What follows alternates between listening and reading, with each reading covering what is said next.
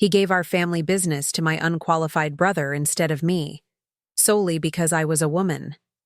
5 years later, I bought what remained of the crashed company at auction and made my father interview for a job with his own daughter. Before we jump back in, tell us where you're tuning in from. And if this story touches you, make sure you're subscribed, because tomorrow, I've saved something extra special for you. The answer is still no, Victoria, my father said, not even bothering to look up from the financial report spread across his polished cherrywood desk. The morning sunlight streamed through the floor-to-ceiling windows of his corner office, illuminating decades of Blackwell Industries achievements mounted on the walls, achievements I had hoped to build upon. For a moment, I stood there in silence, taking in the mahogany-paneled executive suite with its subtle scent of leather and success. Photos of my father shaking hands with governors and senators lined one wall. Architectural awards for landmark projects filled a glass case behind his desk. This room had been my dream destination since I was a little girl trailing behind my father on weekend visits to the office. "Dad, please just look at the proposal," I said, sliding the leather portfolio closer to him. The expansion into sustainable construction materials could open markets we've never touched before. Our research shows a 40% growth potential in the next 5 years, and we'd be ahead of the curve. That's enough. His voice cut through the air, firm as steel and twice as cold. This company has been built on traditional values for 3 generations. Your brother will take over when I retire next year. End of discussion. The injustice of it burned in my chest. My brother Tyler had barely graduated from community college with a 2.1 GPA. He spent more time on his yacht than in the office, while I had earned an MBA with honors from Harvard and worked summers and holidays learning every aspect of our family's construction supply business. I'd developed our first digital inventory system at 19. I'd led the acquisition of our 3 biggest competitors by 25. Tyler doesn't even want this, I said, struggling to keep my voice steady. Last week he called a board meeting boring as hell and left halfway through to meet his friends at the golf course. The Reynolds contract, our biggest deal this year, he didn't even read it before signing.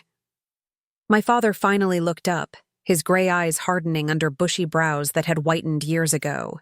He's young. He'll grow into the responsibility. Blackwell men always have. So that's it? I dedicated my entire life to this company, and I'm disqualified because I wasn't born male? He pushed back from his desk, the leather chair creaking as he stood and walked to the window. For a moment, he gazed out at the Philadelphia skyline, the Blackwell Industries logo prominently displayed on 3 buildings visible from his corner office. "Victoria, be reasonable," he said, his tone softening slightly, which somehow made it worse. "Construction is a man's world. Our clients, our suppliers, our workforce, they expect to deal with a man. That's just how this industry works." I stood there, Harvard Business School diploma practically worthless in his eyes, my decade of preparation dismissed in a conversation that had played out the same way countless times before. I thought of the nights I'd stayed late analyzing market trends while Tyler was out partying. The weekends spent touring facilities while he was sailing in the Caribbean. The relationships I'd built with every major client and supplier that he couldn't even name. "We've found an excellent position for you in marketing," he continued, turning back to face me with an expression that suggested he was being incredibly generous. "You have a way with words, and you'll still be part of the family business. It's a perfect fit." Marketing. The department my father had always considered suitable for women. Away from the real decisions, the real power, the real business. The division that received the smallest budget allocation each year and was housed 3 floors below the executive suite. "I'm not a copywriter, Dad. I'm an executive. I've been helping you run this company since I was 16. The Davidson project that saved us during the recession? That was my plan. The supply chain restructuring that cut costs by 30%? My initiative. Behind the scenes," he clarified, returning to his chair. "And that was fine while you were learning. But Blackwell Industries needs a strong male leader at the helm. Our competitors, our clients, they need to see strength. The words hit like physical blows. In his eyes, my gender made me inherently weak, despite all evidence. To the contrary. Your brother will take over in June after my retirement party, he continued, reorganizing his papers with methodical precision. I suggest you start transitioning your projects to him and prepare for your new role in marketing. Linda will be happy to have you on her team. Linda, my father's second wife, barely 5 years older than me, who ran marketing like it was a social club. The woman who had never worked a day in her life before marrying my father 3 years ago, who had transformed the department into a showcase for her creativity with disastrous campaigns that we all pretended were successful. Now she was being handed authority over me. I thought of last month's disaster, the strong as steel campaign she'd launched without consulting anyone in engineering or sales. The tagline had inadvertently highlighted a weakness in our newest product line. We'd lost a $3.2 million contract because of it, but my father had simply patted her hand and told her not to worry. "This isn't right, Dad," I said, my voice finding new strength. "And someday, you're going to regret this decision." He barely glanced up. "You'll thank me one day, Victoria. The pressures of running this company would crush you. I'm protecting you. Protecting me." The same excuse he'd used when he refused to let me work on construction sites during college, when he'd steered me away from operations management, when he'd dismissed my ideas in executive meetings. Always protecting me from the very opportunities that would prove my capabilities. As I walked through the executive floor toward my soon-to-be former office, I passed the framed photos of Blackwell patriarchs, my grandfather standing proudly at the first warehouse opening in 1957, my great-grandfather with his initial lumberyard in the 1930s, and soon my brother's image would join them. Not because of merit, skill, or dedication, because he was born a man. In my office, I closed the door and leaned against it, allowing myself exactly 30 seconds to feel the devastation washing over me. I watched the second-hand tick on the antique clock my grandfather had given me when I graduated. "For the future of Blackwell Industries," he'd said, believing in me in a way my father never had. Then I straightened my spine, walked to my desk, and opened my laptop. The resignation letter practically wrote itself. No 2 weeks' notice, no lengthy explanation. Just 3 sentences informing Blackwell Industries that they had lost the most qualified executive they would ever have. If my father wouldn't see my worth, I would find someone who did. What I didn't know then, as I printed the letter with shaking hands, was that this rejection wasn't the end of my story with Blackwell Industries. It was just the beginning. Instead, I walked directly to my father's assistant, handed her my resignation letter, and left the Blackwell Industries headquarters without looking back. The security guard at the front desk, Russell, who had watched me grow up within these walls, gave me a concerned look as I strode past. "Everything all right, Miss Victoria?" he called after me. I paused at the revolving door, the Philadelphia summer heat visible in waves above the pavement outside. "It will be, Russell," I replied, forcing a smile. "It will be." My apartment felt hollow that evening. I sat on my balcony overlooking Rittenhouse Square, nursing a glass of scotch from the bottle my grandfather had given me when I earned my MBA.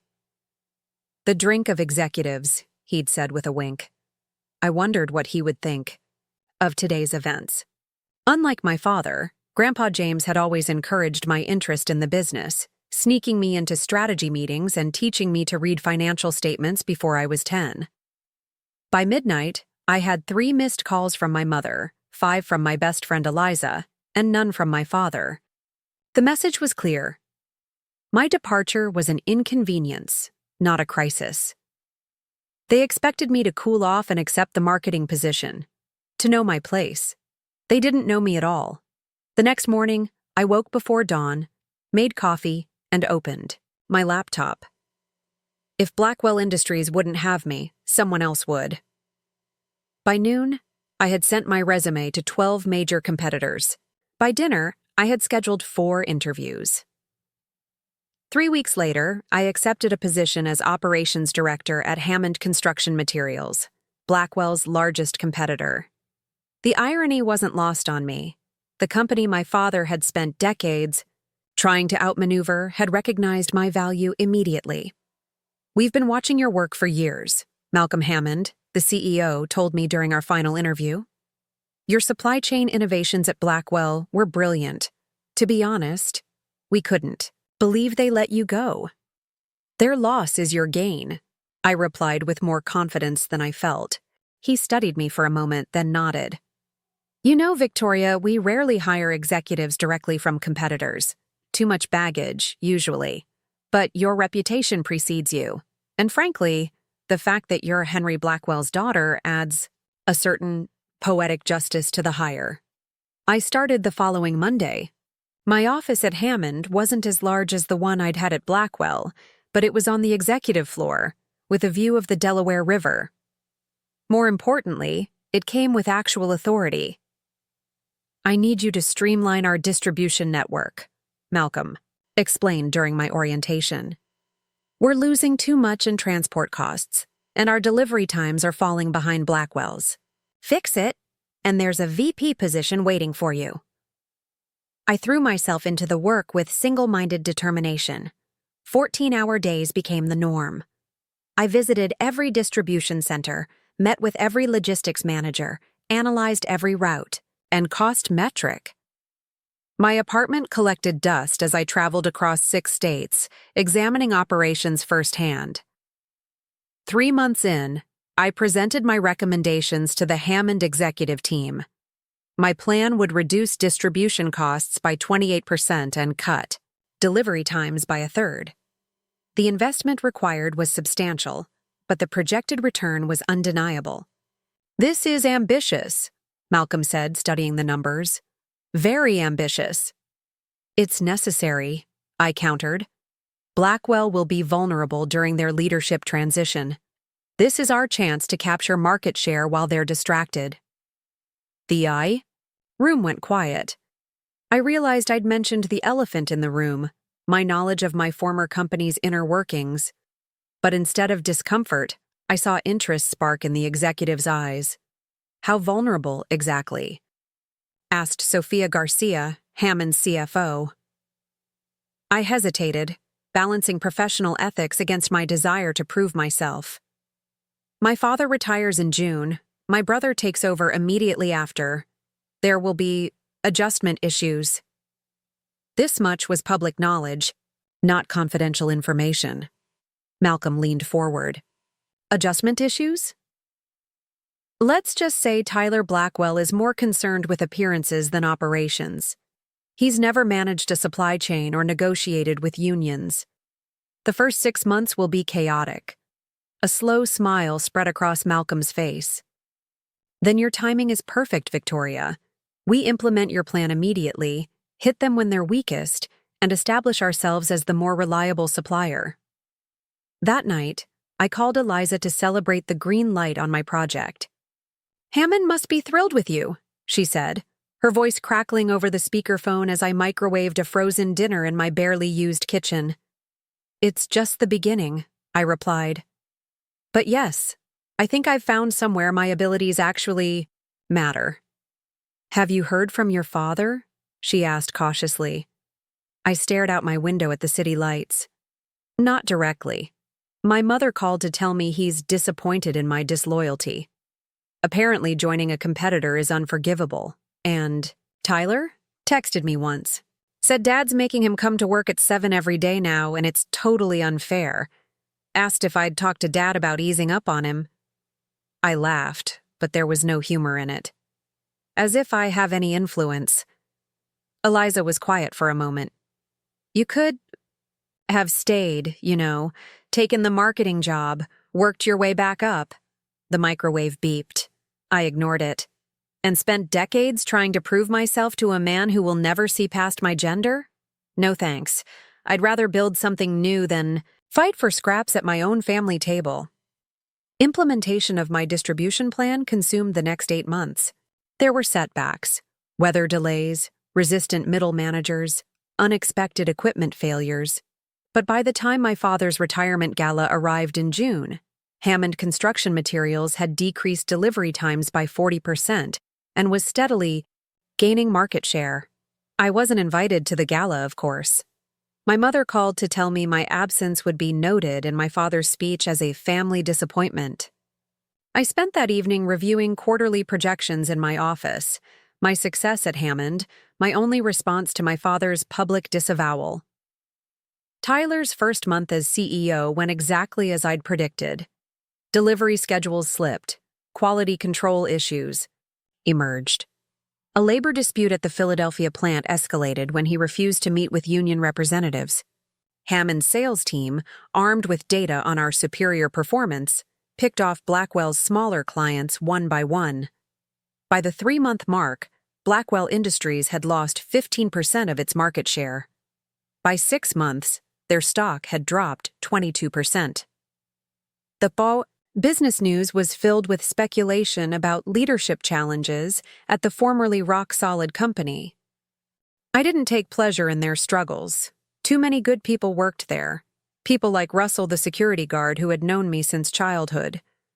But I won't pretend I didn't feel validated with each headline announcing another misstep by the man who had been handed the position I'd earned. In December, exactly 1 year after I'd joined Hammond, Malcolm called me into his office. I expected to discuss the VP promotion he'd dangled when I started. Instead, I found the entire executive team waiting, along with 2 people I didn't recognize. "Victoria," Malcolm said, gesturing to an empty chair.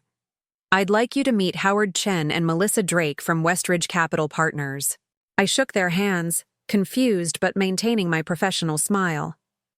Westridge was one of the largest private equity firms on the East Coast, known for both strategic investments and aggressive acquisitions. "Ms. Blackwell," Howard began, "your work at Hammond has been remarkable. The distribution innovations alone have transformed the company's competitive position." "Thank you," I replied cautiously. "It's been a team effort." Melissa Drake, elegant in a gray suit that probably cost more than my monthly rent, opened a sleek portfolio. "We've been watching your career trajectory with interest. First at Blackwell, now here. You have a gift for operational efficiency. That's rare in this industry." Malcolm cleared his throat. "Victoria, Westridge has approached Hammond with a partnership opportunity. They're creating a fund specifically focused on modernizing traditional industries, and they want you to lead the construction materials vertical." I blinked, processing the implications. "You want to hire me away from Hammond?" Howard shook his head. "Not exactly. We want to create a new entity with you as CEO. Hammond would be an initial investor, but you'd have autonomy to pursue your vision for the industry." My heart raced. "My vision." Melissa slid the portfolio toward me. "The construction supply chain is fragmented, inefficient, and behind the technological curve. We believe someone with your background and innovative approach could consolidate and transform it. With proper funding, of course." Inside the portfolio was a business plan so closely aligned with my own thinking it was uncanny. Sustainability initiatives, digital integration, just-in-time logistics, all the ideas my father had dismissed as unnecessary. "We're prepared to commit $200 million initially," Howard continued, "with the understanding that acquisition opportunities may require additional capital." The room seemed to tilt slightly. $200 million. CEO position, autonomy. Malcolm must have seen my expression. "It's a tremendous opportunity, Victoria. Hammond would maintain a relationship with your new venture as a strategic partner, but this is about building something bigger than any one company." I gathered my thoughts, professional instincts kicking in despite my shock. I'd need to review the details, understand the governance structure, performance expectations, exit strategy. Melissa smiled. Of course. Take all the time you need, within reason. The construction materials sector is ripe for disruption, but opportunities don't last forever. As the meeting concluded and I walked back to my office clutching the Westridge portfolio, I realized something profound had shifted. I wasn't just succeeding despite my father's rejection. I was being offered the chance to reinvent the very industry he claimed I couldn't handle. That night, I stayed late reviewing every page of Westridge's proposal. The potential was extraordinary. Not just financial success, but the chance to implement all the innovations Blackwell Industries had rejected. Around midnight, I took a break and Googled my former family company. The latest news wasn't good. Blackwell's stock had fallen another 8% after missing quarterly earnings expectations. Industry analysts were questioning Tyler's leadership openly now, speculating about potential board intervention. I closed my laptop and walked to my window, watching the lights of Philadelphia shimmering in the winter night. Somewhere across town was the Blackwell building, where I'd once dreamed of having my father's corner office. Now I was being offered something far greater, the chance to build my own legacy, not just inherit someone else's. What I didn't know then was that Blackwell Industries' troubles were just beginning, and that within 3 years, our paths would cross again, in a way neither my father nor brother could possibly imagine. I signed the agreement with Westridge Capital 3 weeks later, after thorough legal review and some hard negotiation on governance terms. The press release went out on a Monday morning. Victoria Blackwell to lead new $200 million construction materials venture.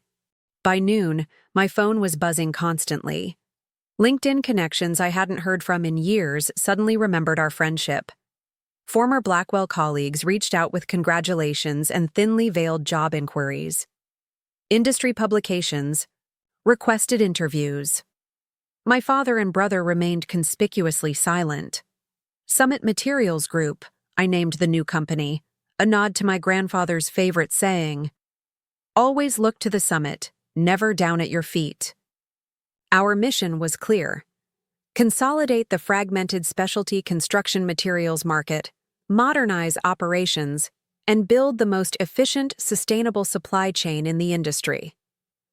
I leased a modest office space in downtown Philadelphia, deliberately, choosing a building with a clear view of Blackwell Industries headquarters. Every morning when I arrived, I could see the company I'd left behind, a daily reminder of why I was building something new. The first 6 months were a whirlwind.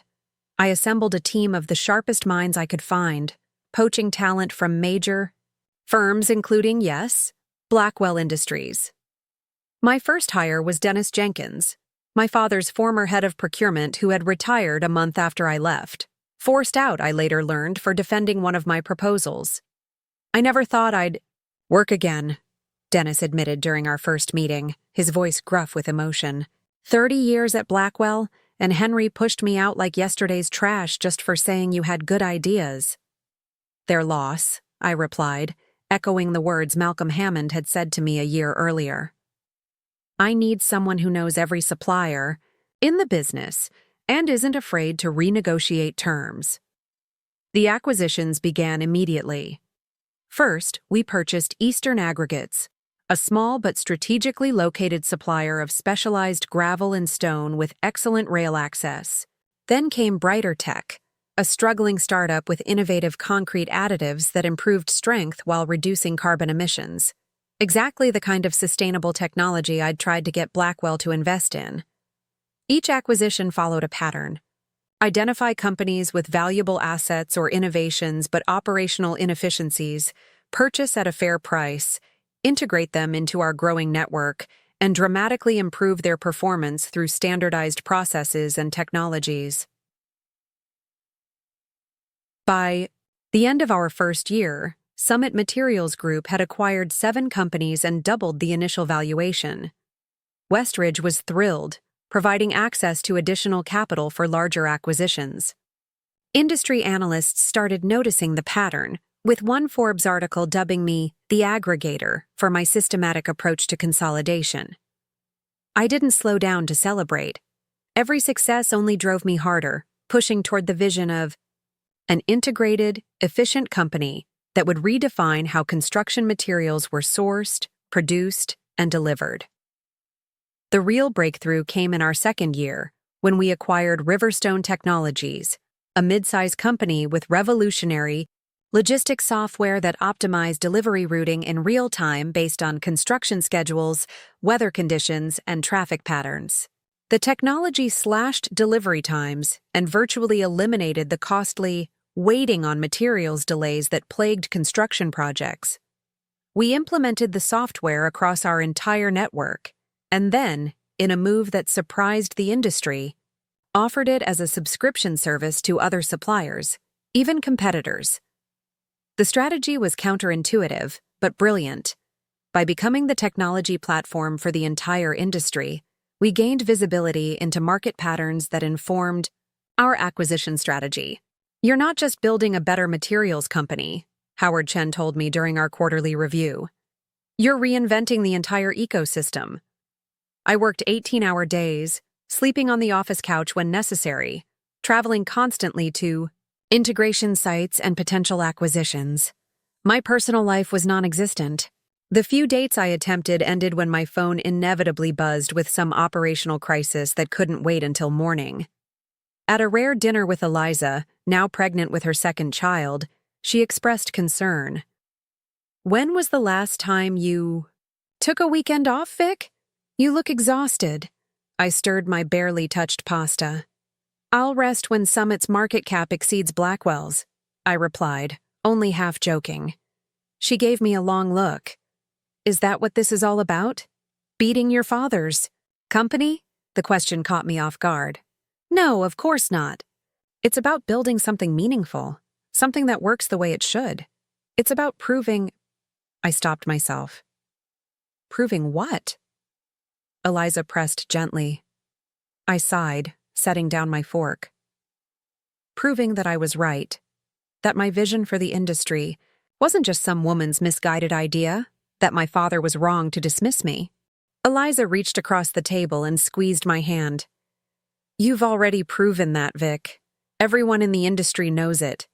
The question is, when will it be enough for you?" I had no answer then. Perhaps because I hadn't acknowledged the truth. No amount of success would fill the void created by my father's rejection until he himself recognized his mistake. By our third year, Summit Materials Group had grown to become the third largest specialty construction materials company in the Sichuan country.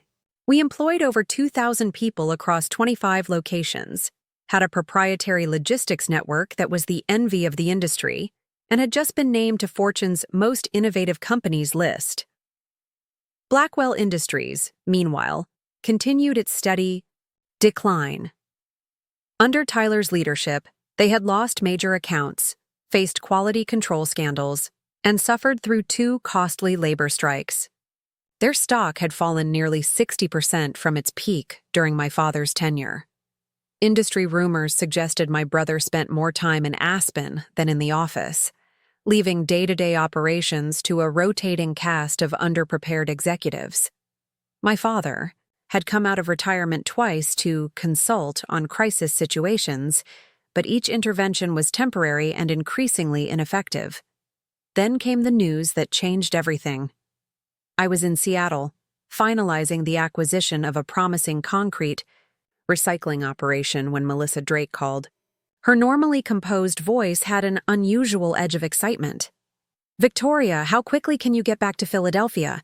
I checked my watch. "There's a red-eye tonight." "Why?" "Blackwell Industries missed a major debt covenant yesterday. Their creditors are pulling back, and rating agencies have downgraded their debt to junk status." She paused dramatically. "They're going to have to sell assets, possibly the entire company." The hotel room suddenly seemed to spin around me. "You're sure about this?" "Absolutely. It's not public yet, but it will be by market open tomorrow. Our banking contacts have confirmed they're engaging restructuring advisors." I sat heavily on the edge of the bed. Does Westridge want to make an offer? I asked, trying to keep my voice neutral despite the surge of adrenaline. That depends, Melissa replied carefully. There are obvious competitive advantages to acquiring certain Blackwell assets. Their limestone quarries in Pennsylvania would integrate perfectly with your existing operations. Their customer contracts would significantly expand your market share. But, I prompted, sensing her hesitation, but given your personal connection, we wanted to discuss it with you first. This is business, Victoria, but it's also potentially complicated from a family perspective. I laughed, though there was no humor in it. My father disinherited me professionally 3 years ago, Melissa. He hasn't spoken to me since I left, even as Summit has become a major industry player. There's no family complication here, just business opportunity. After a moment of silence, she continued.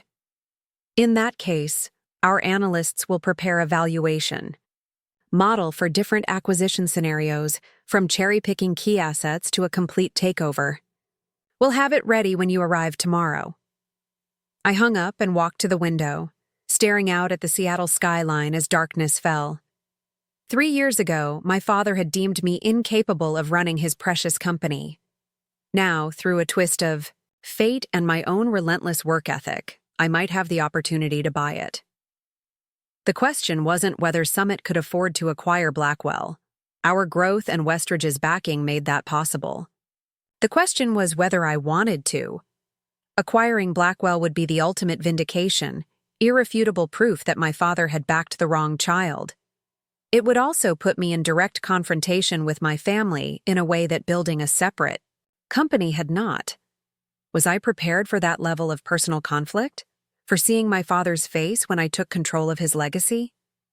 I booked the red-eye flight and spent the sleepless journey considering every angle of the potential acquisition, weighing business logic against emotional consequences. By the time we landed in Philadelphia, I had made my decision. The Westridge team was waiting at their offices, bleary-eyed from an all-night analysis session. Howard, Melissa, and 3 analysts sat around a conference table covered with spreadsheets, market reports, and half-empty coffee cups. Good morning, I said, setting down my carry-on. Show me what we're looking at. Howard gestured to the main screen where a detailed financial model displayed various acquisition scenarios. Blackwell's market cap has fallen to $340 million as of yesterday's close. With the debt covenant situation, we expect it to drop at least another 25% when the news breaks. Their enterprise value is approximately $580 million including debt.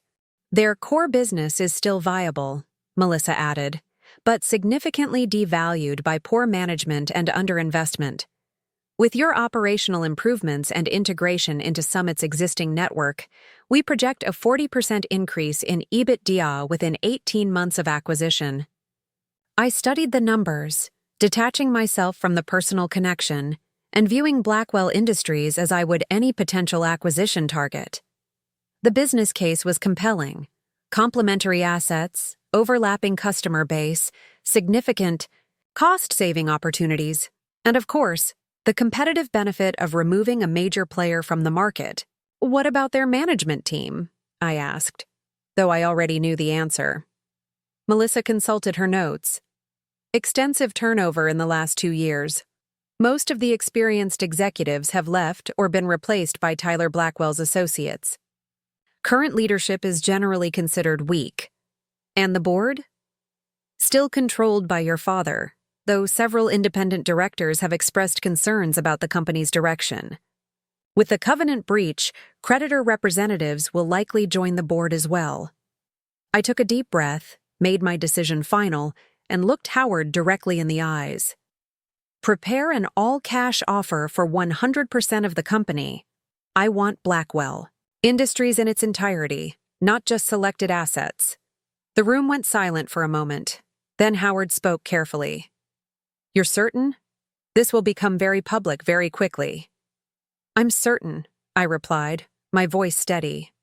Summit needs their distribution network and customer base to continue our growth trajectory. The limestone quarries alone justify a significant portion of the valuation. This is a sound business decision. No one in the room was fooled by my purely business rationale, but they were too professional to challenge it. Within hours, our financial and legal teams were preparing the formal offer, while our PR department crafted the communication strategy.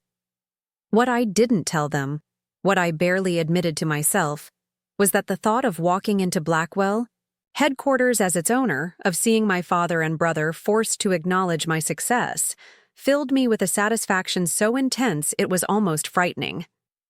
3 days later, Summit Materials Group announced its offer to acquire Blackwell Industries for $420 million, a 30% premium over the collapsed stock price, but still a fraction of its value during my father's peak years. The business press exploded with headlines. Family feud. Rejected daughter bids to buy father's failing empire. Blackwell verse. Blackwell. The ultimate corporate revenge story. Summit's Victoria. Blackwell, from ousted heir to industry powerhouse. My phone rang within minutes of the announcement. It was my mother, calling for the first time in over a year. "Victoria," she said, her voice strained. "What have you done?" "What have I done?" I repeated my mother's question, pacing across my office as the Philadelphia skyline glowed in the evening light. "I've made a business decision, Mom. Blackwell Industries is undervalued, struggling with debt, and perfectly complementary to Summit's operations."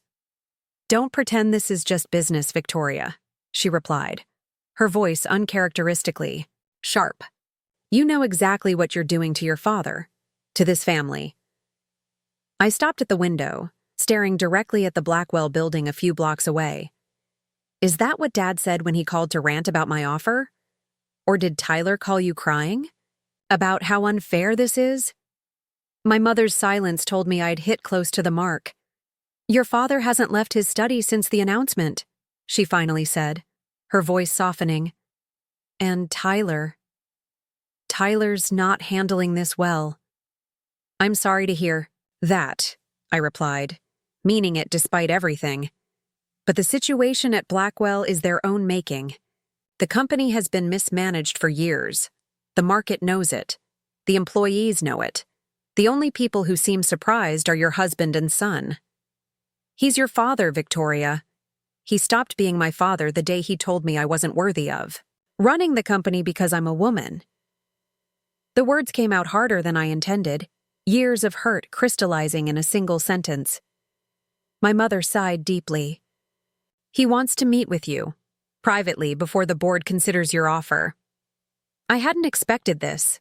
My father requesting a meeting after 3 years of studied silence? When? Tonight. At the house. The house. My childhood home in the exclusive Chestnut Hill neighborhood, a sprawling colonial revival that had hosted countless business dinners and holiday gatherings. I hadn't set foot there since the day I walked out. "Not the house," I said firmly. "Neutral territory. The Capitol Grill. Downtown, 9 o'clock. After a brief pause, my mother agreed. "I'll tell him." I hung up and immediately called Howard Chen. "Blackwell wants a private meeting before the board reviews our offer." Howard's voice sharpened with concern. "That's irregular. You shouldn't meet without counsel present." "It's not Blackwell the company. It's Blackwell the father." I explained the situation. "Even more reason to have representation," Howard insisted. "This is personal and professional simultaneously, Victoria. The stakes are enormous." "I appreciate the concern, but I need to handle this myself. I'll brief you immediately after." After ending the call, I changed into a fresh suit. Charcoal gray Armani, crisp white shirt, subtle but expensive jewelry. My armor for the confrontation ahead. As my driver navigated the evening traffic, I reviewed mental notes on Blackwell's financials, prepared for any potential counter-arguments my father might raise. The Capitol Grill was busy when I arrived, the bar area crowded with after-work professionals. I gave my name to the hostess, who immediately led me to a private dining room in the back. My father had already arrived and arranged everything, of course. Control was always his priority. Henry Blackwell stood as I entered, his imposing frame silhouetted against the wood-paneled walls. 3 years had aged him more than time alone could explain. His hair had gone completely white, and new lines had carved themselves around his eyes and mouth. But his posture remained rigid, shoulders squared as if perpetually bracing for impact. "Victoria," he said, his deep voice betraying no emotion. "Dad," I replied evenly, taking the seat across from him. A waiter appeared immediately. "Mr. Blackwell's usual scotch is already being poured. What can I get for you, ma'am?" "The same," I said, not breaking eye contact with my father. Let him see I'd grown into his world completely. We sat in tense silence until the drinks arrived. My father took a long sip, then set his glass down deliberately. "You've done well for yourself," he finally said, the words clearly difficult for him. "Summit Materials has an impressive reputation in the industry." "Thank you," I replied simply, waiting for what would come next. He leaned forward slightly. "But this acquisition attempt goes too far, Victoria. It's vindictive, unnecessary. You've proven your point." I took a careful sip of scotch. "What point would that be?" "That you can succeed without Blackwell Industries. That you can build something on your own." His voice hardened. "But trying to take over the company I spent my life building? The company your grandfather founded? That crosses a line." I set my glass down with precision. "This isn't about crossing lines, Dad. It's about business opportunity. Blackwell Industries has valuable assets that align perfectly with Summit's strategic goals. Your company missed a debt covenant, the stock is in free fall, and you need a buyer. We're offering a premium over current market value. The board has a fiduciary duty to consider it." "Don't lecture me about fiduciary duty," he snapped. "I was running board meetings when you were in diapers." "And now you're not running them at all," I replied calmly. "Because you handed control to Tyler, who was never prepared for the responsibility. That was your choice, not mine." My father's jaw tightened. "Tyler has had challenges, yes. The timing of his succession was unfortunate. The market downturn—" "Stop," I interrupted. "The market has been strong for specialty construction materials. Summit's performance proves that. This isn't about external factors. It's about leadership, plain and simple." He stared at me, a flicker of something, recognition, respect, crossing. His face before disappearing behind the mask of stoic authority I knew so well. "What do you want, Victoria? Really want? Is it revenge? Do you need to humiliate me publicly to feel validated?" The question hit closer to home than I cared to admit. What did I want? The business case for acquiring Blackwell was sound, but was that truly my only motivation? "I want what's best for both companies," I said carefully. "Blackwell has infrastructure and client relationships that would take Summit years to build independently. Summit has operational systems and technology that could transform Blackwell's efficiency. Together, we could create something greater than either company alone." My father studied me with the penetrating gaze that had intimidated countless business associates over the decades. "And what happens to the Blackwell name in this grand vision? To our legacy?" "That depends on you," I replied honestly. "We could structure this as a merger rather than an acquisition. Preserve the Blackwell brand for certain product lines. Keep the headquarters building. There are options that respect the company's heritage." He seemed surprised by my flexibility, having clearly expected an all-or-nothing approach. "And Tyler, the current management team?" he asked. This was trickier territory. "Executive integration would be handled case by case. Redundancies are inevitable in any merger, but we value institutional knowledge." I paused. "Tyler would be treated fairly, evaluated on his merits like everyone else." My father gave a short, humorless laugh. "His merits. We both know how that evaluation would end." I didn't contradict him. We both understood Tyler's limitations all too well. The waiter returned to take our dinner orders, creating a momentary reprieve from the tension. Neither of us was particularly hungry, but the ritual of ordering gave us time to collect our thoughts. When we were alone again, my father surprised me with an unexpected question. "Are you happy, Victoria? Has all this—" He gestured vaguely, encompassing my success. "Given you what you wanted?" The question blindsided me. In 3 years of building Summit, cataloging achievements, and driving toward ever larger goals, I had rarely stopped to consider happiness. "I'm fulfilled professionally," I answered carefully. "I've built something significant, something that operates according to my vision." My father nodded slowly. "But are you happy?" I took another sip of scotch, buying time. "I don't know," I finally admitted. "I haven't really thought about it in those terms." Something softened in his expression. "I recognized myself in you from the time you were small. The same drive, the same perfectionism, the same relentlessness." He swirled the amber liquid in his glass. "It made you an exceptional businesswoman, but it doesn't always lead to happiness. Trust me on that." The unexpected vulnerability in his voice caught me off guard. This wasn't the stern, unyielding man who had dismissed my ambitions 3 years ago. "Why did you really want this meeting?" I asked. "It wasn't just to reminisce or question my happiness." He set his glass down and folded his hands on the table. "I want to propose an alternative to your acquisition offer, one that might satisfy both of us." "I'm listening," I said neutrally. "Blackwell needs new leadership. That's undeniable at this point. Tyler has—" He paused, searching for diplomatic phrasing. "Not fulfilled the potential I believed he had. The company is suffering as a result." I waited, sensing there was more. "I'm prepared to recommend to the board that we accept a merger with Summit, with you as CEO of the combined entity," he continued. "The Blackwell name stays, the legacy continues, but under your leadership, not Tyler's." I stared at him, processing the stunning reversal.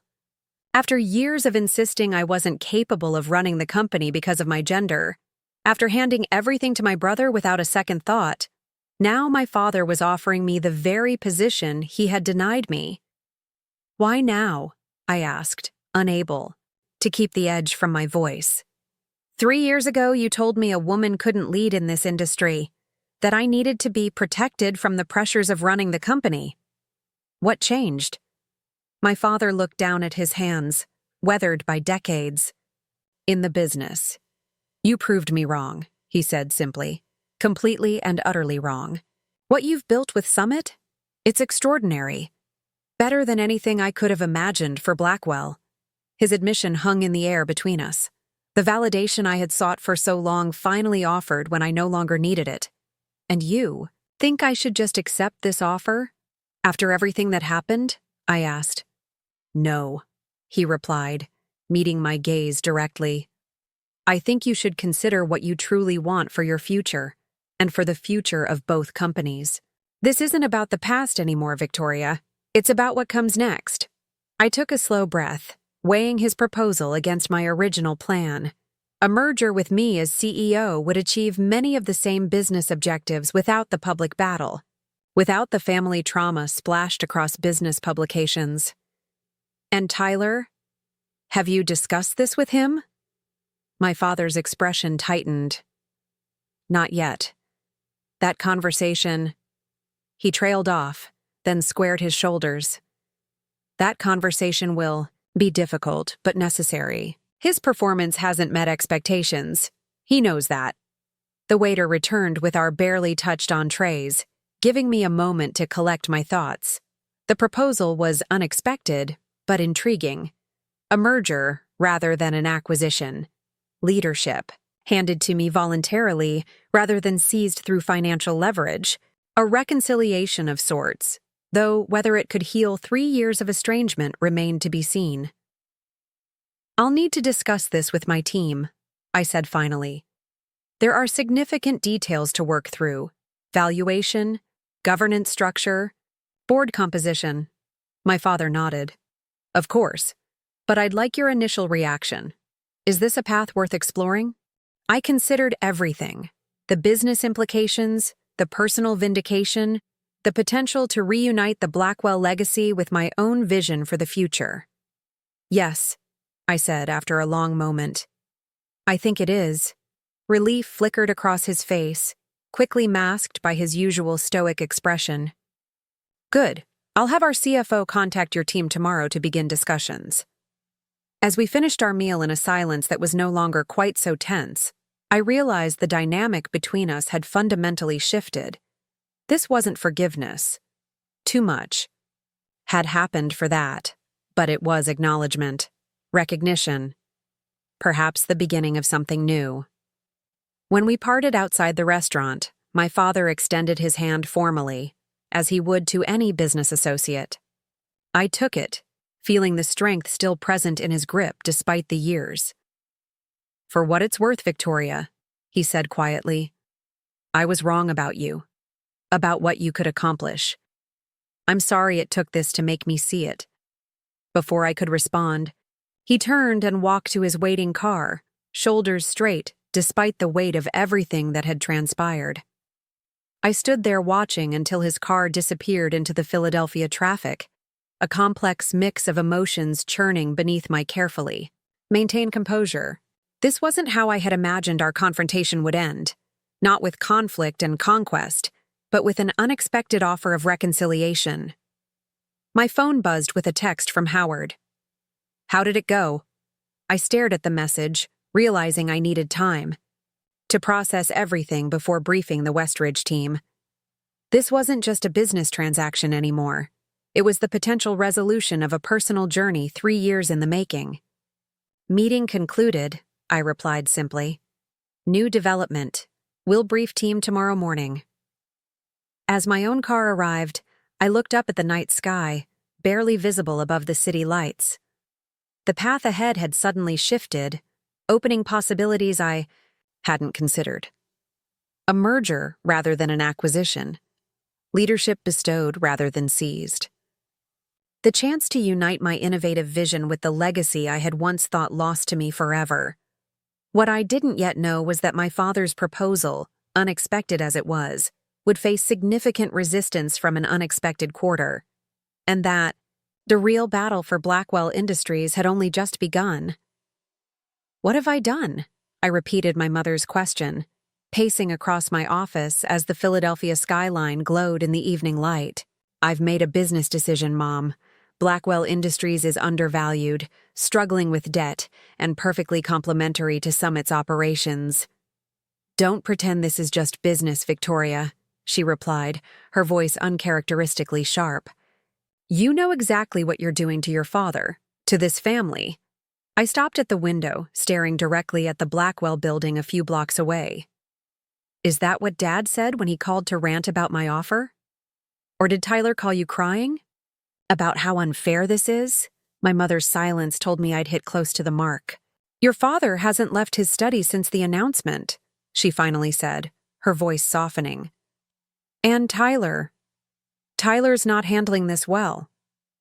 I'm sorry to hear that, I replied, meaning it despite everything. But the situation at Blackwell is their own making. The company has been mismanaged for years. The market knows it. The employees know it. The only people who seem surprised are your husband and son. He's your father, Victoria. He stopped being my father the day he told me I wasn't worthy of running the company because I'm a woman. The words came out harder than I intended, years of hurt crystallizing in a single sentence. My mother sighed deeply. He wants to meet with you, privately, before the board considers your offer. I hadn't expected this. My father requesting a meeting? After 3 years of studied silence? When? Tonight. At the house. The house. My childhood home in the exclusive Chestnut Hill neighborhood, a sprawling colonial revival that had hosted countless business dinners and holiday gatherings. I hadn't set foot there since the day I walked out. Not the house, I said firmly. Neutral territory, The Capitol Grill, downtown, 9 o'clock. After a brief pause, my mother agreed. I'll tell him. I hung up and immediately called Howard Chen. Blackwell wants a private meeting before the board reviews our offer. Howard's voice sharpened with concern. That's irregular. You shouldn't meet without counsel present. It's not Blackwell the company, it's Blackwell the father. I explained the situation. Even more reason to have representation, Howard insisted. This is personal and professional simultaneously. Victoria, the stakes are enormous. I appreciate the concern, but I need to handle this myself. I'll brief you immediately after. After ending the call, I changed into a fresh suit. Charcoal gray Armani, crisp white shirt, subtle but expensive jewelry. My armor for the confrontation ahead. As my driver navigated the evening traffic, I reviewed mental notes on Blackwell's financials, prepared for any potential counter-arguments my father might raise. The Capitol Grill was busy when I arrived, the bar area crowded with after-work professionals. I gave my name to the hostess, who immediately led me to a private dining room in the back. My father had already arrived and arranged everything, of course. Control was always his priority. Henry Blackwell stood as I entered, his imposing frame, silhouetted against the wood-paneled walls. 3 years had aged him more than time alone could explain. His hair had gone completely white, and new lines had carved themselves around his eyes and mouth. But his posture remained rigid, shoulders squared as if perpetually bracing for impact. "Victoria," he said, his deep voice betraying no emotion. "Dad?" I replied evenly, taking the seat across from him. A waiter appeared immediately. "Mr. Blackwell's usual scotch is already being poured. What can I get for you, ma'am?" "The same," I said, not breaking eye contact with my father. Let him see I'd grown into his world completely. We sat in tense silence until the drinks arrived. My father took a long sip, then set his glass down deliberately. "You've done well for yourself," he finally said, the words clearly difficult for him. "Summit Materials has an impressive reputation in the industry." "Thank you," I replied simply, waiting for what would come next. He leaned forward slightly. "But this acquisition attempt goes too far, Victoria. It's vindictive, unnecessary. You've proven your point." I took a careful sip of scotch. "What point would that be?" "That you can succeed without Blackwell Industries, that you can build something on your own." His voice hardened. "But trying to take over the company I spent my life building, the company your grandfather founded, that crosses a line." I set my glass down with precision. "This isn't about crossing lines, Dad. It's about business opportunity. Blackwell Industries has valuable assets that align perfectly with Summit's strategic goals. Your company missed a debt covenant, the stock is in free fall, and you need a buyer. We're offering a premium over current market value. The board has a fiduciary duty to consider it." "Don't lecture me about fiduciary duty," he snapped. "I was running board meetings when you were in diapers." "And now you're not running them at all," I replied calmly, "because you handed control to Tyler, who was never prepared for the responsibility. That was your choice, not mine." My father's jaw tightened. Tyler has had challenges, yes. The timing of his succession was unfortunate. The market downturn. "Stop," I interrupted. "The market has been strong for specialty construction materials. Summit's performance proves that. This isn't about external factors. It's about leadership, plain and simple." He stared at me, a flicker of something. Recognition, respect, crossing. His face before disappearing behind the mask of stoic authority I knew so well. "What do you want, Victoria? Really want? Is it revenge? Do you need to humiliate me publicly to feel validated?" The question hit closer to home than I cared to admit. What did I want? The business case for acquiring Blackwell was sound, but was that truly my only motivation? "I want what's best for both companies," I said carefully. "Blackwell has infrastructure and client relationships that would take Summit years to build independently. Summit has operational systems and technology that could transform Blackwell's efficiency. Together, we could create something greater than either company alone. My father studied me with the penetrating gaze that had intimidated countless business associates over the decades. And what happens to the Blackwell name in this grand vision? To our legacy? That depends on you, I replied honestly. We could structure this as a merger rather than an acquisition. Preserve the Blackwell brand. For certain product lines, keep the headquarters building. There are options that respect the company's heritage. He seemed surprised by my flexibility, having clearly expected an all-or-nothing approach. And Tyler? The current management team? He asked. This was trickier territory. Executive integration would be handled case by case. Redundancies are inevitable in any merger, but we value institutional knowledge. I paused. Tyler would be treated fairly, evaluated on his merits like everyone else. My father gave a short, humorless laugh. His merits. We both know how that evaluation would end. I didn't contradict him. We both understood Tyler's limitations all too well. The waiter returned to take our dinner orders, creating a momentary reprieve from the tension. Neither of us was particularly hungry, but the ritual of ordering gave us time to collect our thoughts. When we were alone again, my father surprised me with an unexpected question. Are you happy, Victoria? Has all this, he gestured vaguely, encompassing my success, given you what you wanted? The question blindsided me. In 3 years of building Summit, cataloging achievements and driving toward ever larger goals, I had rarely stopped to consider happiness. I'm fulfilled professionally, I answered carefully. I've built something significant, something that operates according to my vision. My father nodded slowly. But are you happy? I took another sip of scotch, buying time. I don't know, I finally admitted. I haven't really thought about it in those terms. Something softened in his expression. I recognized myself in you from the time you were small. The same drive, the same perfectionism, the same relentlessness. He swirled the amber liquid in his glass. It made you an exceptional businesswoman, but it doesn't always lead to happiness. Trust me on that. The unexpected vulnerability in his voice caught me off guard. This wasn't the stern, unyielding man who had dismissed my ambitions 3 years ago. Why did you really want this meeting? I asked. It wasn't just to reminisce or question my happiness. He set his glass down and folded his hands on the table. I want to propose an alternative to your acquisition offer, one that might satisfy both of us. I'm listening, I said neutrally. Blackwell needs new leadership. That's undeniable at this point. Tyler has... He paused, searching for diplomatic phrasing. Not fulfilled the potential I believed he had. The company is suffering as a result. I waited, sensing there was more.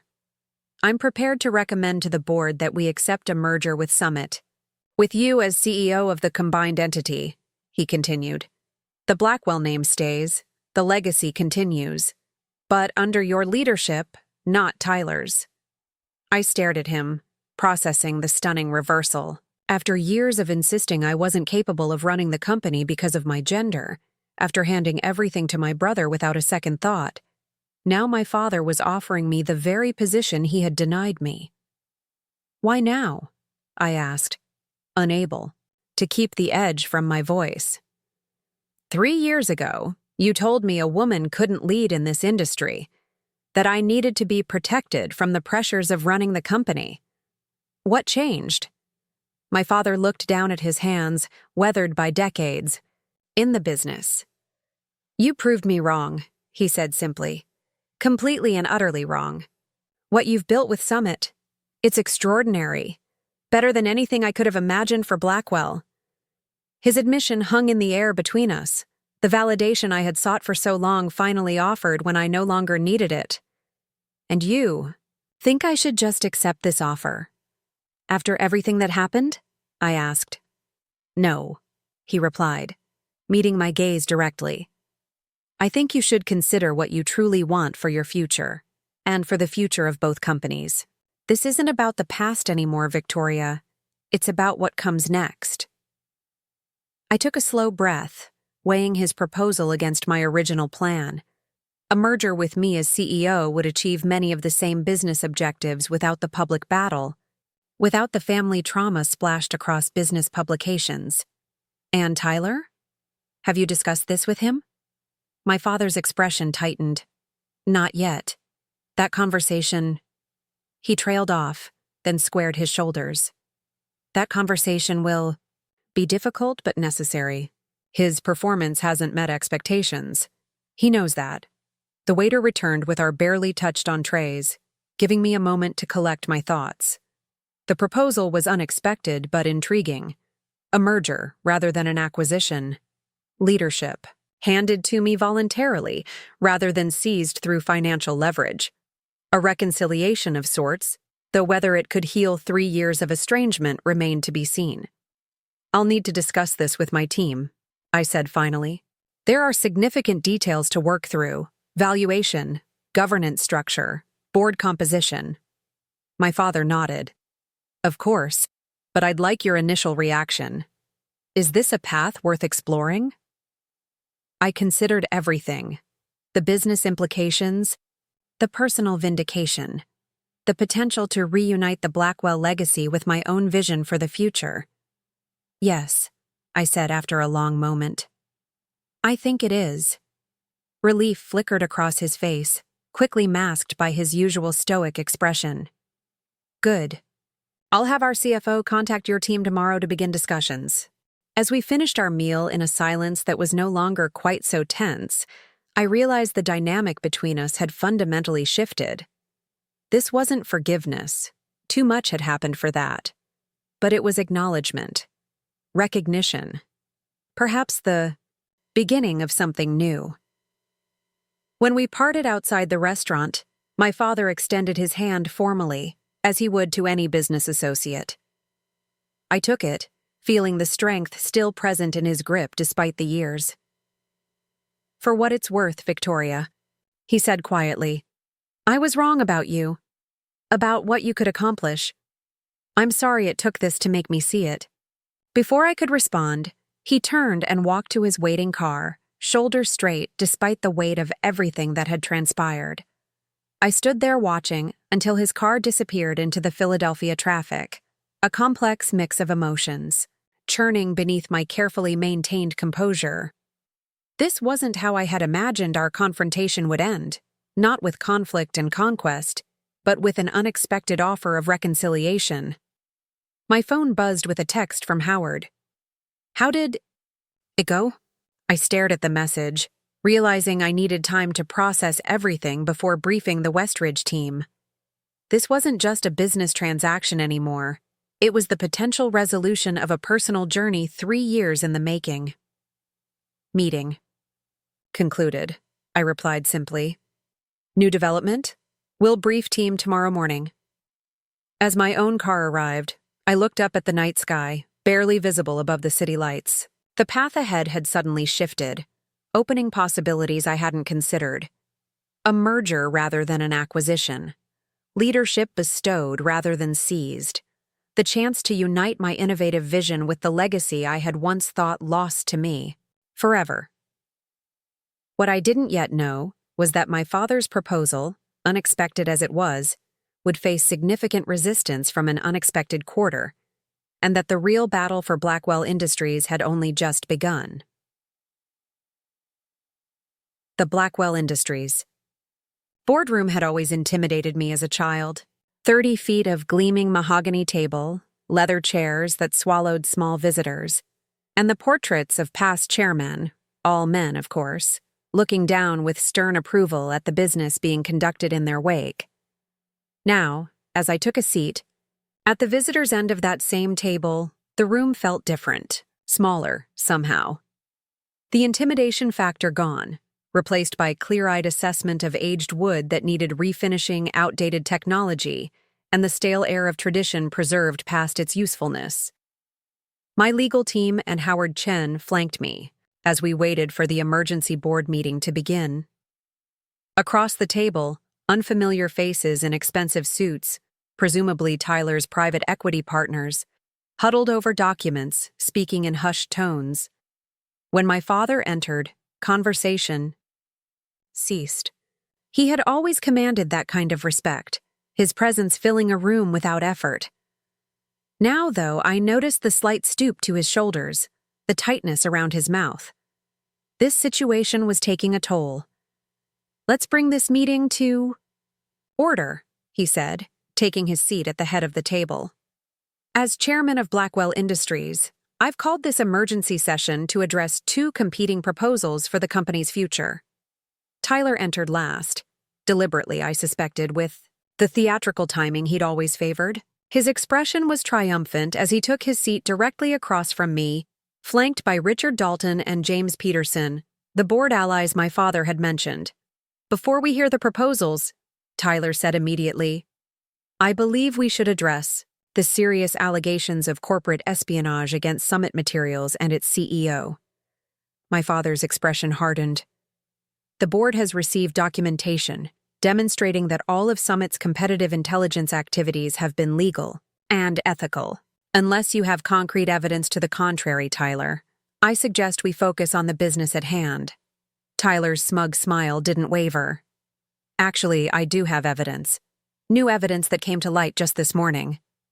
He nodded to one of his associates, who distributed folders to each board member. I received one as well, opening it to find printouts of emails, some highlighted in yellow. "These communications," Tyler continued, "demonstrate that Summit Materials has systematically targeted Blackwell employees, offering incentives for proprietary information about our operations, client relationships, and strategic plans." I scanned the documents quickly, my confusion turning to disbelief. The emails appeared to be between a Summit Materials HR director and several Blackwell employees, explicitly offering compensation for confidential information. "This is fabricated," I said immediately, looking up to meet Tyler's gaze. "Summit has never authorized any such communications. We've hired former Blackwell employees, yes, through standard recruiting processes, but we've never solicited confidential information." "The email headers and metadata suggest otherwise," Tyler replied smoothly. "Our IT security team has verified their authenticity." Howard leaned close to my ear. "These are complete fabrications. We need to call for immediate forensic analysis." Nodded slightly, then addressed the board directly. "These documents are forgeries. I request an independent forensic analysis to prove it. Summit Materials operates with the highest ethical standards, and I personally would never authorize industrial espionage." My father was studying the emails, his expression troubled. "The board will commission an independent analysis," he said, finally. "Until then, we'll proceed with hearing both proposals, making any decision contingent on the resolution of these allegations." Tyler looked like he wanted to object, clearly hoping his evidence would derail the meeting entirely, but my father's firm tone silenced him. "Victoria," my father continued, "please present Summit's merger proposal first."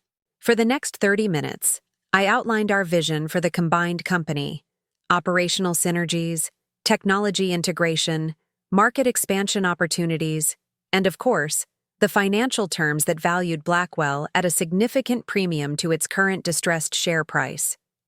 Howard followed with detailed financial projections showing the improved EBITDA, debt reduction timeline, and shareholder returns the merger would generate. The board listened attentively, several members taking notes.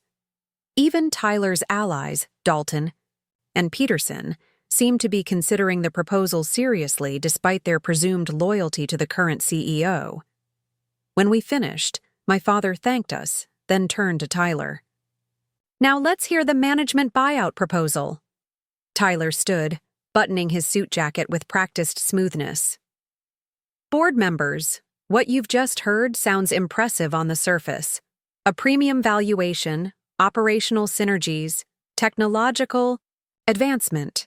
But fundamentally, it represents the erasure of Blackwell Industries as we know it."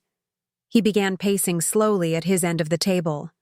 The company our grandfather built from nothing, that our father expanded into an industry leader, would effectively cease to exist. It would become just another acquisition, its legacy diluted, its traditions abandoned in favor of Summit's corporate culture. I noticed he was making eye contact with each board member as he spoke, using the persuasive charm he'd always possessed, even when substance was lacking. The management buyout I'm proposing, backed by Criterion Capital Partners, he gestured to the suited men beside him, would take Blackwell private, preserving its identity while providing the capital necessary for restructuring and renewed growth. Over the next half hour, Tyler and the Criterion representatives outlined their proposal, a going private transaction at a much lower valuation than Summit's offer, with significant debt financing and an aggressive cost-cutting plan to restore profitability. What struck me immediately was how little the plan focused on growth, innovation, or market expansion. It was essentially a slash-and-burn approach: cut headcount, sell off underperforming assets, reduce R&D, and extract maximum short-term profit. The kind of private equity playbook that had destroyed countless legacy businesses. When they finished, my father opened the floor for questions. The board members engaged both teams on specifics: integration timelines, employee retention, cash, flow projections. The discussion was substantive and detailed, suggesting this would not be a quick or easy decision. After nearly 2 hours of questioning, my father called a short recess. As board members and advisors filed out to the adjoining room for coffee, I remained seated, reviewing my notes and preparing for the next phase of discussion. I was surprised when Tyler approached me directly, taking the seat beside mine rather than maintaining his position across the table. "Impressive presentation, Vicky," he said, his tone falsely casual. "Almost had me convinced." "The business case speaks for itself," I replied evenly. "And it's Victoria." He smiled, though it didn't reach his eyes. "You really think you've got this wrapped up, don't you? Dad in your corner, a premium offer on the table, all those fancy projections from your Westridge backers. I think the board will make a decision based on what's best for Blackwell's shareholders, employees, and future," I said, refusing to be baited into a personal argument. Tyler leaned closer, dropping his voice. "What if they learned there was another option? Not Summit's takeover, not Criterion's debt-laden buyout, something entirely different." I studied him carefully, trying to discern whether this was another bluff or something substantive. "What are you talking about?" "I've been doing some digging," he said, a strange gleam in his eye. "Into the original incorporation documents, the early ownership structure of Blackwell Industries, found some interesting discrepancies, an uneasy feeling settled in my stomach." "What kind of discrepancies?" "Let's just say the Blackwell legacy isn't quite what Dad's always claimed." He stood, straightening his tie with deliberate slowness. "But I suppose that revelation can wait until the second half of our meeting. Something to look forward to." Before I could press him further, the board members began returning, and Tyler moved back to his side of the table. I caught Howard's questioning look and gave a small shake of my head, indicating we'd discuss it later. As the meeting resumed, I tried to focus on the discussion while my mind worked through the implications of Tyler's cryptic comments. What had he found? What discrepancies could possibly matter in a company founded over 60 years ago? My father called for preliminary comments from board members on both proposals. Opinion seemed divided, with several expressing concerns about Summit's integration plans, and others questioning the heavy debt load in Criterion's buyout approach. Just as the discussion was gaining momentum, Tyler raised his hand to interject. "Before we proceed further," he said, "there's an important matter of corporate governance and ownership that needs to be addressed." He nodded to one of his associates, who distributed another set of folders to the board members. My father frowned. "Tyler, this isn't on the agenda. We're discussing the competing proposals." This directly impacts both proposals, Tyler interrupted, and the board's fiduciary duty. The room fell silent as everyone opened the new folders. I watched my father's face as he examined the contents, his expression shifting from annoyance to confusion to something I'd rarely seen before: shock. "What is this?" he asked, his voice uncharacteristically unsteady. Tyler stood again, clearly relishing his moment of drama. "These are the original incorporation documents for Blackwell Industries from 1957, along with correspondence between grandfather and his early business partners." I opened my own copy of the folder, scanning the yellowed reproductions of typed ETA, letters, and legal documents. At first, nothing seemed particularly notable: standard corporate formation language, shareholder agreements, initial capital contributions. Then I saw it. A name that appeared repeatedly in the documents, someone I'd never heard mentioned in any family history: Eleanor Bradford. "As you can see," Tyler continued, his voice taking on a rehearsed quality, "Eleanor Bradford was not merely an investor in Blackwell Industries. According to these documents, she was an equal partner with our grandfather, contributing 50% of the initial capital and, more importantly, providing the technical expertise that made the company viable." Murmurs spread around the table as board members flipped through the documents, confirming Tyler's claims. The partnership agreement stipulated equal ownership and management authority, Tyler went on. Yet within 3 years, Eleanor Bradford disappeared from all corporate records.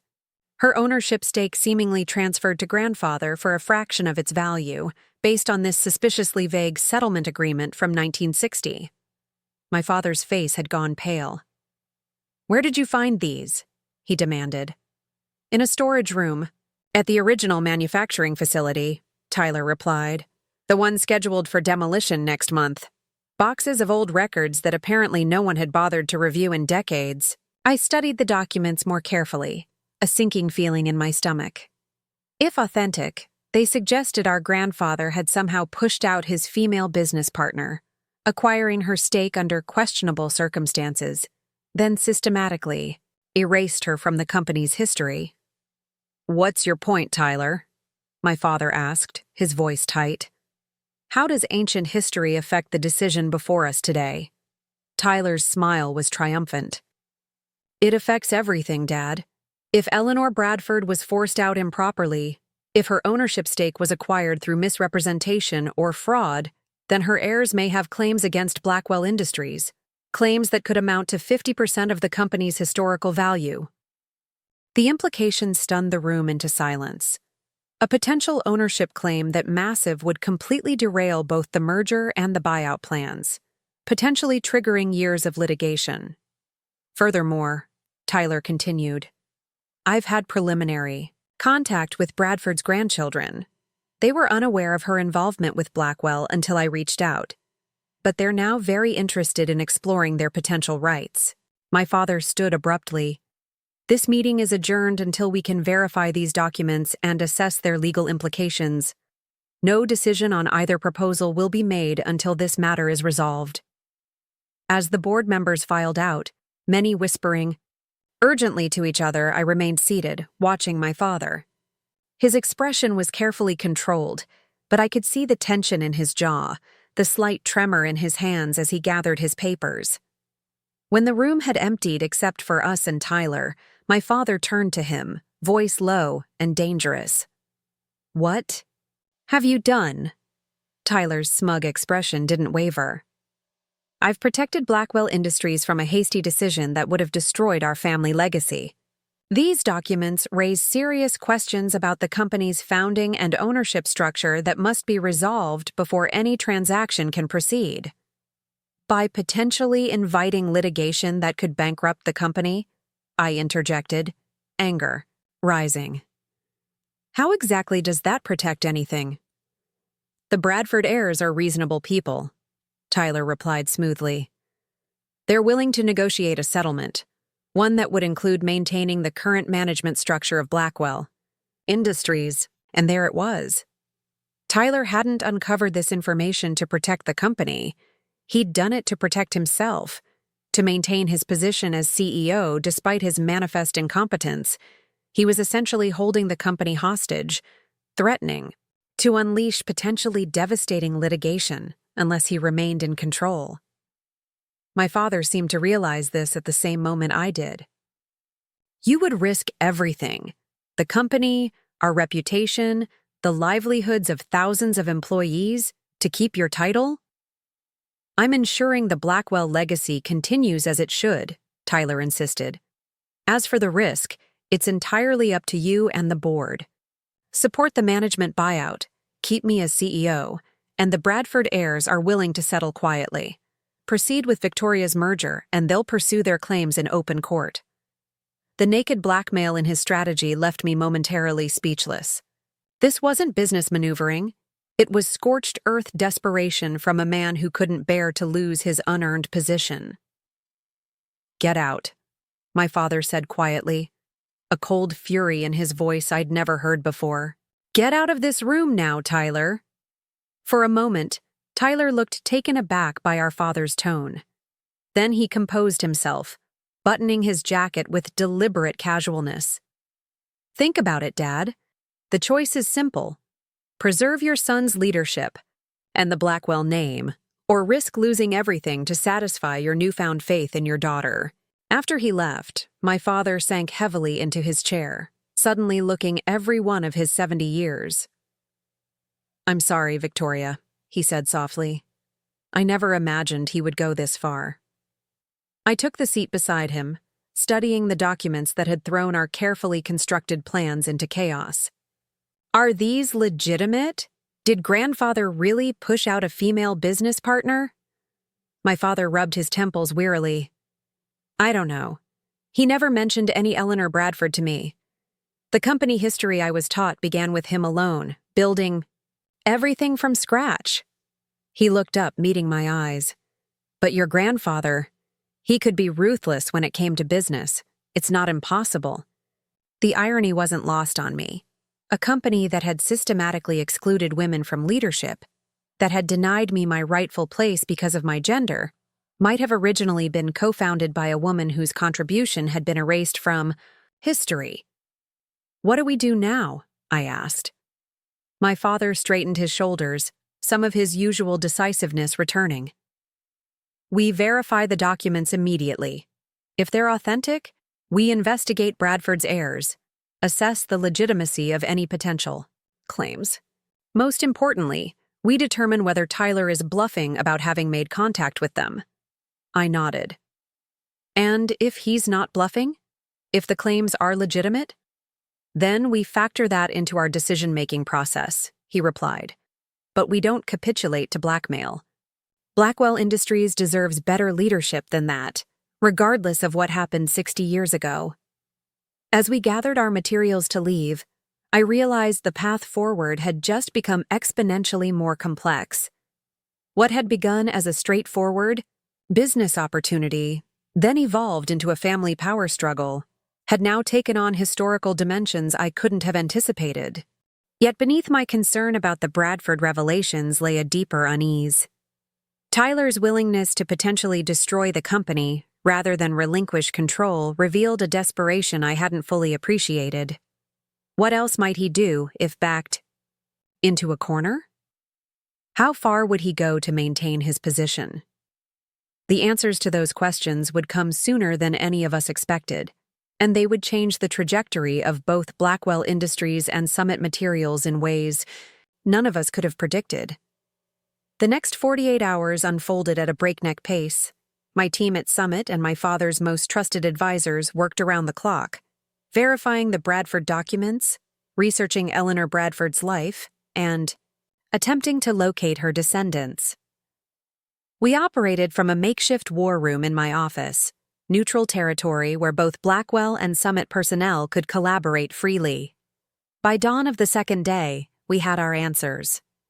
The documents are authentic, Dennis Jenkins confirmed, setting down a thick folder of forensic reports. The paper, ink formulations, and typewriter impressions all match other Blackwell documents from that era. Eleanor Bradford was indeed a 50% partner in the original company. My father, who had barely slept, nodded grimly. What about her story? What happened to her? Eliza, who had taken a leave from her job to help with the research, pulled up a presentation on the main screen. Eleanor Bradford was a materials engineer with 2 patents related to concrete reinforcement techniques. Brilliant woman, decades ahead of her time. She met your father, James Blackwell, at an industry conference in 1956. A black and white photograph appeared on screen. A striking woman in her 30s with intelligent eyes and a confident posture, standing beside a much younger version of my grandfather. They formed Blackwell Industries as equal partners in 1957, Eliza continued.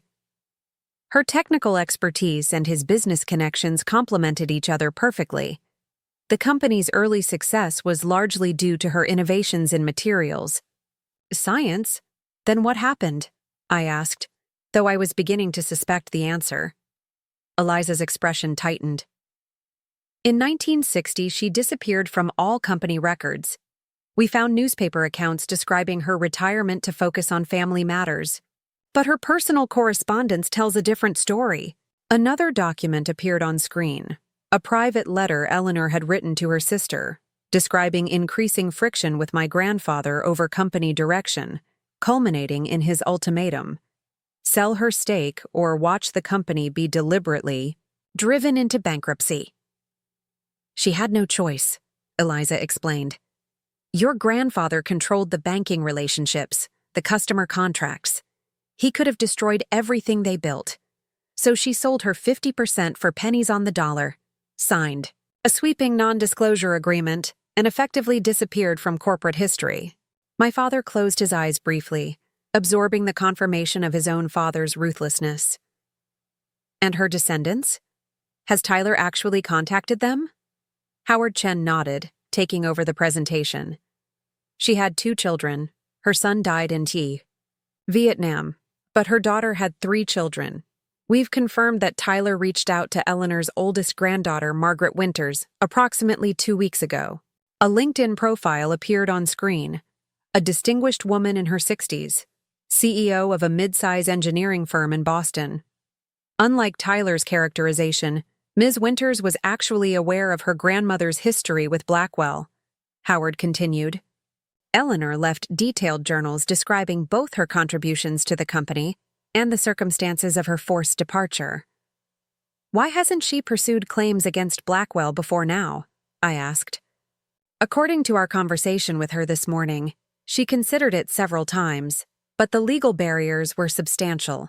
Statute of limitations issues, the ironclad NDA her grandmother signed, the challenge of proving damages after 60 years. My father leaned forward. You've spoken with her? What's her position now that Tyler has raised the issue? Howard glanced at me, and I nodded for him to continue. She's pragmatic.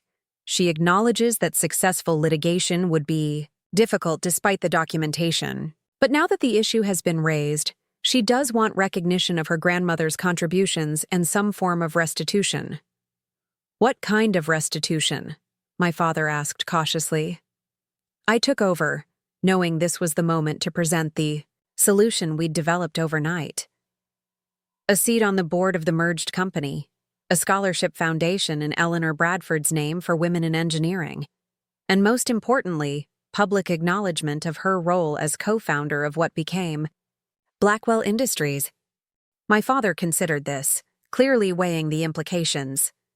And she's agreed to these terms? Tentatively, I confirmed.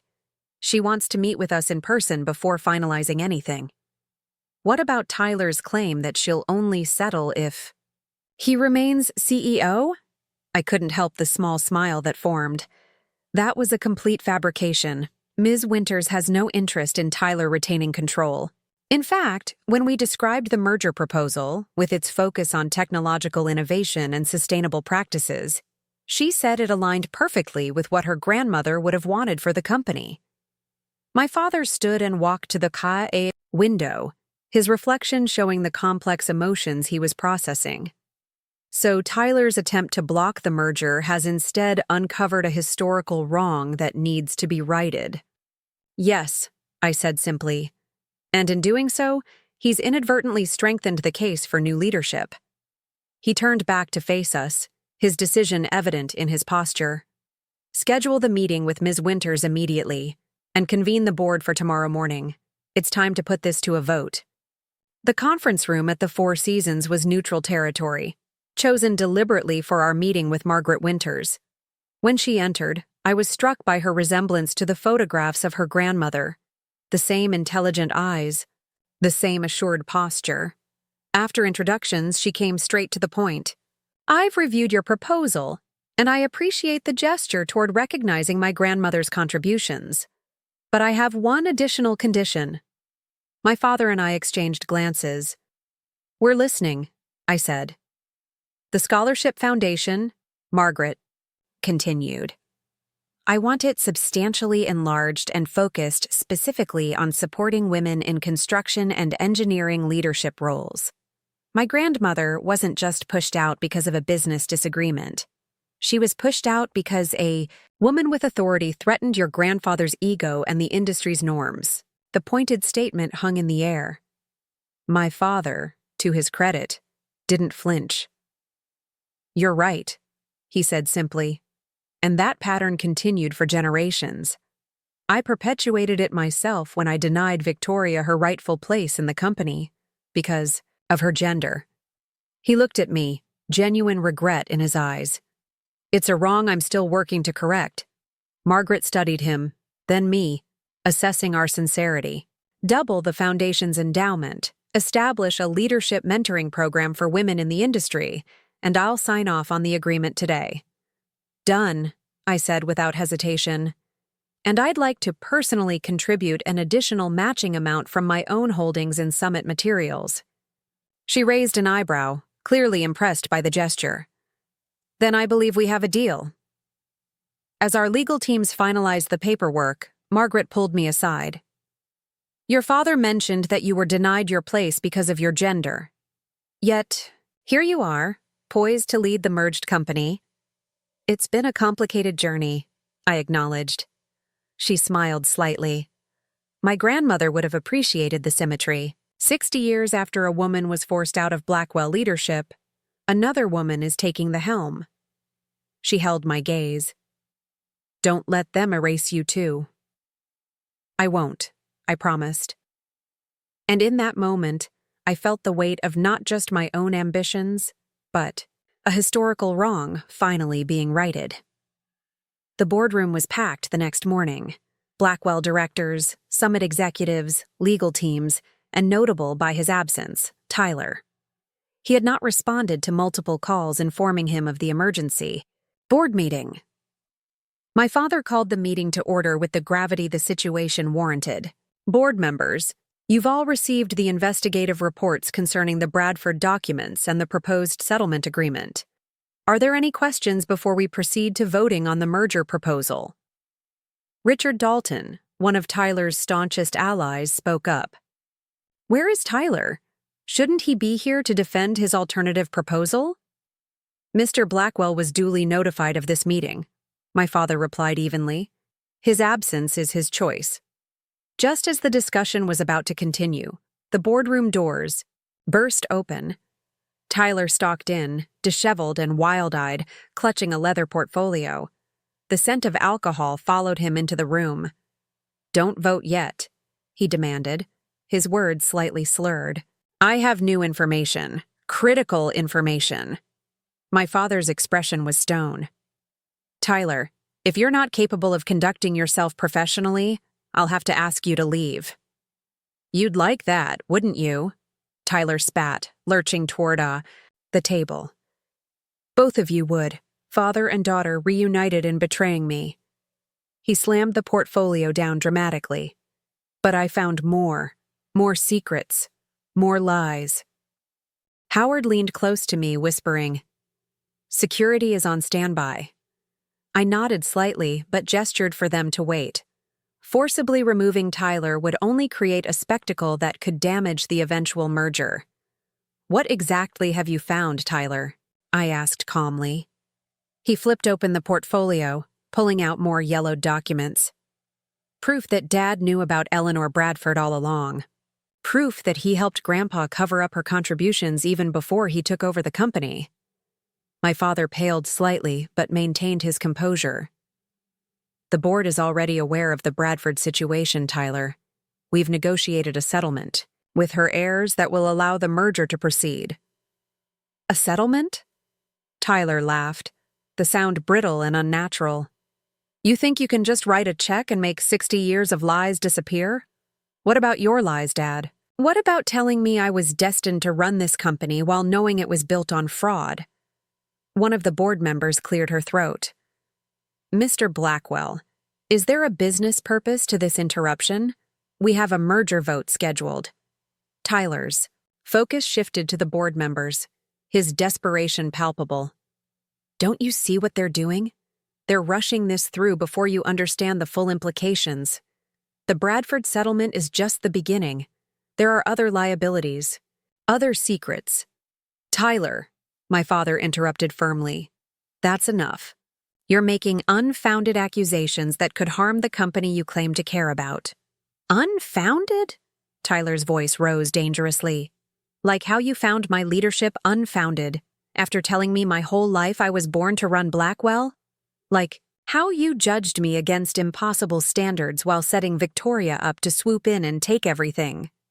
The raw pain in his voice silenced the room. For all his incompetence, all his entitlement, in that moment, I could see the wounded child. Beneath, a boy raised to believe in a birthright that had shaped his entire identity, now watching it crumble before his eyes. No one set me up to take anything, Tyler, I said quietly. I built Summit from nothing after being told I didn't belong at Blackwell. This merger isn't personal. It's business, the right business decision for both companies. It's all personal, he insisted, his voice cracking. Always has been. Dad's guilt over how he treated you, his disappointment in me. This whole merger is just his way of fixing his mistakes at my expense. My father stood slowly. Tyler, I've made many mistakes, with both of you. But this merger vote isn't about our family dynamics. It's about the future of two companies and thousands of employees who depend on them. So that's it? Tyler asked, his voice suddenly small. You're really going through with this? Handing everything to Victoria? The board will decide what happens next, my father replied. As they should. It's never been my company to give to either of you. Not really. Tyler stared at him for a long moment, something breaking in his expression. Then, without another word, he turned and walked out, shoulders slumped in defeat. The silence that followed was heavy with the weight of family tragedy laid bare in a corporate setting. Finally, my father cleared his throat. I apologize for that interruption. Shall we proceed with the vote? One by one, the board members cast their votes. The final tally was decisive. 10 in favor of the merger, 2 against. Blackwell Industries would merge with Summit Materials, with me as CEO of the combined entity. As the meeting adjourned and congratulations were exchanged, I found myself standing alone by the window, looking out at the city skyline. My father approached quietly, his reflection appearing beside mine in the glass. It's done, he said simply. Yes, I agreed. Though not how either of us expected. He sighed heavily. I'm worried about Tyler. I've never seen him like that. He'll be taken care of, I assured him. The merger agreement includes a generous severance package, and I've already arranged for an executive position for him at one of our partners if he wants it. Something suited to his actual talents, not his presumed birthright. My father nodded, seemingly reassured. And what about us? Where do we go from here? It was the question that had hovered unspoken through this entire process. What happens to a father and daughter after years of estrangement, after painful rejections and hard-won vindications? I don't know, I answered honestly. We can't erase the past. but perhaps we can build something new." He nodded, understanding the boundary I was setting. Reconciliation would be a process, not an event. Trust would need to be rebuilt slowly, if at all. "I'd like that," he said simply. 3 months later, I stood at the podium in the grand ballroom of the Philadelphia Convention Center, addressing the combined workforce of what was now Bradford Blackwell Materials for the first time. "Today marks not just the beginning of a new company," I said, looking out at the sea of faces, "but the recognition of a legacy too long hidden." The massive screen behind me displayed the newly designed company logo, incorporating elements of both Summit and Blackwell, with Eleanor Bradford's name restored to its rightful place as co-founder. 65 years ago, Eleanor Bradford and James Blackwell created a company built on innovation, persistence, and vision. Today, we honor that legacy by recommitting to those same values, while acknowledging the painful truth that for too long, certain voices were silenced, certain contributions erased. In the front row, Margaret Winters nodded her approval, seated beside my father, whose expression reflected both pride and a trace of lingering regret. "Our new company will be different. Merit, not gender, will determine opportunity. Innovation, not tradition, will guide our decisions. And transparency, not secrecy, will define our corporate culture." As I continued outlining the vision for our combined future, I couldn't help reflecting on the journey that had brought me to this moment. From the devastating rejection in my father's office 3 years ago to building Summit from scratch, from the unexpected opportunity to acquire Blackwell to the surprising revelations that had changed everything, each step had shaped not just my career, but my understanding of true leadership. Later that evening, at the reception following the announcement, I found a quiet moment alone on the balcony overlooking the city.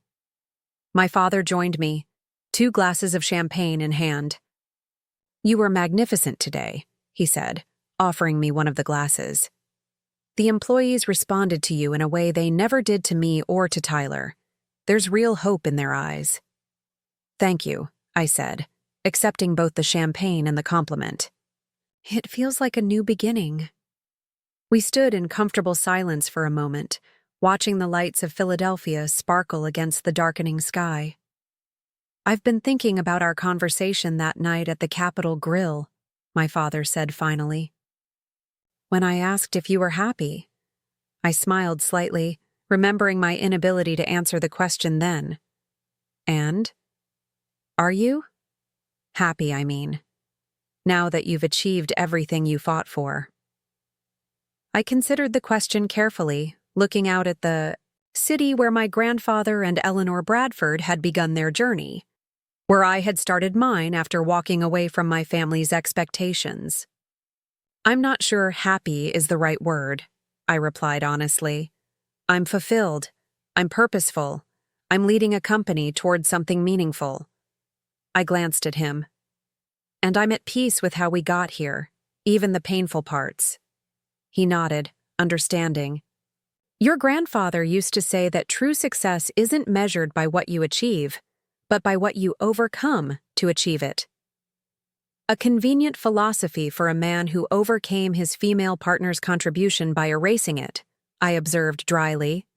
My father winced slightly. "Fair point.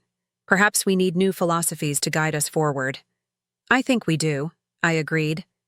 Starting with the recognition that leadership isn't determined by gender, by birthright, or by tradition. It's earned through vision, competence, and the courage to challenge broken systems. "A philosophy worthy of Bradford Blackwell's new CEO," my father said, raising his glass in a toast. I clinked my glass against his, the crystal ringing clear in the night air. "To new beginnings," I said. As we turned to rejoin the reception, I caught sight of my reflection in the balcony doors. Confident, accomplished, standing tall beside the father who had once dismissed my ambitions. The journey had been longer, and more complicated than I could have imagined when I walked out of his office 3 years ago, but the destination was exactly where I was meant to be. Not because I was Henry Blackwell's daughter, but because I was Victoria Blackwell, CEO of Bradford Blackwell Materials, architect of my own destiny. And that was triumph enough.